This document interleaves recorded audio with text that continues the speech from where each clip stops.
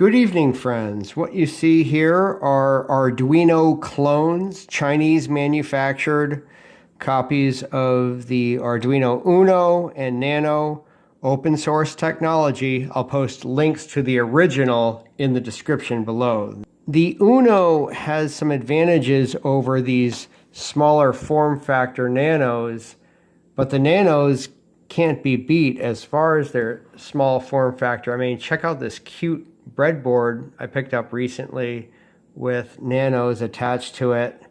You can't get better than that for a small form factor. However, the Nanos lack a couple things that the Unos have, including a voltage protection polyfuse. That's a 500 milliamp polyfuse on the Uno, as well as a rectifier diode for polarity protection, you know, mixing up your ground and voltage inputs, for example.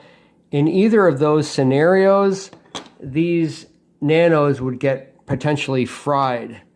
Also, the Uno has two onboard crystal oscillators, one for the chip at 16 megahertz and one for the USB or micro USB in this case. And these Nanos that I'm using here, including the one that's lit, are micro USB. It's so ubiquitous, the class 2 micro USB. I also have a Nano clone with a USB type B connector, but they're pretty obsolete, and it's this funky, you know, big clunky cable, so I don't really use that much anymore. So I've gotten a couple recent micro USB. It's interesting that some of these Nano clones, like the Buono Nano I have right here, seem to have a very, very small crystal right there on the board. Let's see, this one also has it right here, this one that I've used in the past. That looks like a crystal to me, adjacent to the ATMEL chip. These are the ATMega328P chips, and that looks to me to be the 16 megahertz crystal. Now, not all of them have the crystal, though, and instead they have a discrete circuit integrated, referred to as the PLL, or phase locked loop. That's PLL, phase locked loop. And that discrete circuitry matches the input voltage to the phase of the circuit to create an oscillating signal.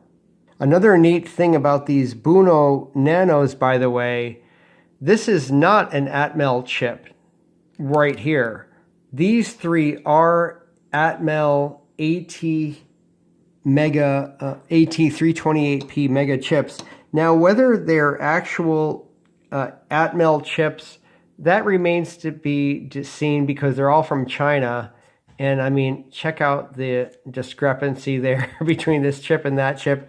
I would not at all be surprised if these are fake ATMEL chips. This one down here is not an ATMEL chip. It's actually a MassDuino chip, which they're calling a 328D.